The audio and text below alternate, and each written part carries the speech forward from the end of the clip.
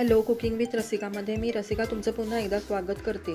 आज आपण मटार बटाटा रस्सा भाजी आणि सोबत पुऱ्या अशी पुरी भाजीची रेसिपी पाहणार आहोत। तर त्यासाठी इथे मी 2 कप गव्हाचं पीठ आणि त्याच्या अर्धा म्हणजे 1 कप मैदा घालून अर्धा चमचा मीठ घालून पुऱ्यांसाठी जसं आपल्याला लागतं त्याप्रमाणे घट्टसर असं पीठ मळून मी घेणार आहे। इथे मी गव्हाच्या पिठापेक्षा अर्ध असं मैदा वापरलेला आहे। यामुळे आपल्या पुऱ्या तेलकट न होता मस्त अशा फुगलेल्या पण कमी तेलकट अशा होणार आहेत। तर आता हिवाळा सीझन तर चालूच झालेला आहे आणि बाजारात मस्त असे हिरवेगार मटार आलेले आहेत। तुम्ही सुद्धा या प्रकारे मी सांगितल्याप्रमाणे मटार बटाटा रस्सा भाजी आणि सोबत पुऱ्या असा बेत एकदा नक्की करा। तर इथे आपलं पीठ चांगलं मळून झालेलं आहे। वरून मी थोडंसं चमचाभर तेल घेऊन त्याला तेलाचा हात लावून छान मळून गोळा करून ठेवलेला आहे। पीठ थोडा वेळ झाकून ठेवूया, तोपर्यंत आपण मस्तपैकी मटार बटाट्याची रस्सा भाजी बनवूया। त्यासाठी इथे मी सुरुवातीला 2 चमचे तेल घेतलेलं आहे आणि एक मध्यम आकाराचा कांदा बारीक चिरून तेजपत्त्याची पानं एकत्र टाकून मी हे चांगलं कांदा मऊ म्हणजे सोनेरी रंगावर होईपर्यंत परतून घेणार आहे। कांदा सोनेरी रंगावर परतत आला की त्यामध्ये 1 चमचा आलं लसूण पेस्ट घालून 1 मिनिट भरासाठी परतून घेतलेले आहे। त्यानंतर 2 मध्यम आकाराचे बटाटे सालं काढून मोठ्या आकारात कापून यात टाकलेले आहेत आणि वरून साधारण 1 कप पाणी टाकून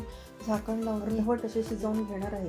तोपर्यंत आपण लागणारं वाटण आपण काढूया। वाटणासाठी मी 2 मध्यम आकाराचे कांदे उभे चिरून 1 सुक्या खोबऱ्याची वाटी किसून आणि सोबत 7 ते 8 लसूण पाकळ्या असं एकत्र चमचाभर तेलामध्ये खरपूस सोनेरी रंगात तळून त्याचं बारीक थोडंसं पाणी घालून वाटण केलेलं आहे। तोपर्यंत दुसऱ्या बाजूला बटाटे अर्धवट शिजलेले आहेत। त्यामध्ये मी 1.5 कप मटार घातलेले आहेत आणि 1 मोठा टोमॅटो सोबत पाव टीस्पून हिंग, अर्धा टीस्पून हळद, 1 ते सव्वा चमचा गरम मसाला आणि चवीनुसार मीठ घालून गरम पाणी थोडंसं ऍड केलेलं आहे आणि हे शिजण्यासाठी 8 ते 10 मिनिटं मी ह्याला पुन्हा झाकून ठेवलेलं आहे। 8 ते 10 मिनिटांनंतर हे चांगलं शिजलं आहे हे चेक करून त्यामध्ये तयार वाटणापैकी थोडं वाटण घालून थोडंसं जसं जाड पातळ हवं असेल त्याप्रमाणे पाणी ऍडजस्ट करून हे मी ढवळून चांगलं 1 ते 1.5 मिनिटासाठी मी याला उकळून घेतलेलं आहे। चांगलं उकळून घेतल्यानंतर यामध्ये वरून बारीक चिरलेली कोथिंबीर टाकून मस्तपैकी झणझणीत चमचमीत अशी मटार बटाट्याची रस्सा भाजी तयार आहे।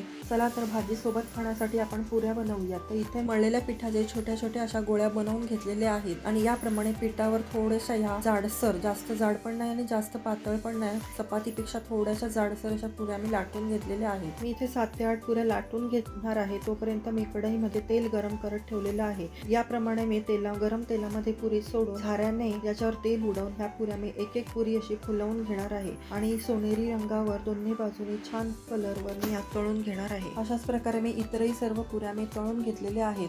तर चला तर मग आपली पुरी आणि भाजीची रेसिपी तयार आहे। मला आजची माझी रेसिपी कशी वाटली? तुम्हाला आजचा मेनू तर आवडणारच आहे, पण माझी जर रेसिपी आणि माझा व्हिडिओ जर आवडला असेल तर मला नक्की लाईक करा, शेअर करा आणि हो, आधी चॅनलला सबस्क्राईब करायला विसरू नका, म्हणजे माझ्या अशाच नवनवीन रेसिपी तुमच्यापर्यंत सहज पोहोचतील। चला पुन्हा भेटू एका नवीन रेसिपीसह, तोपर्यंत बाय।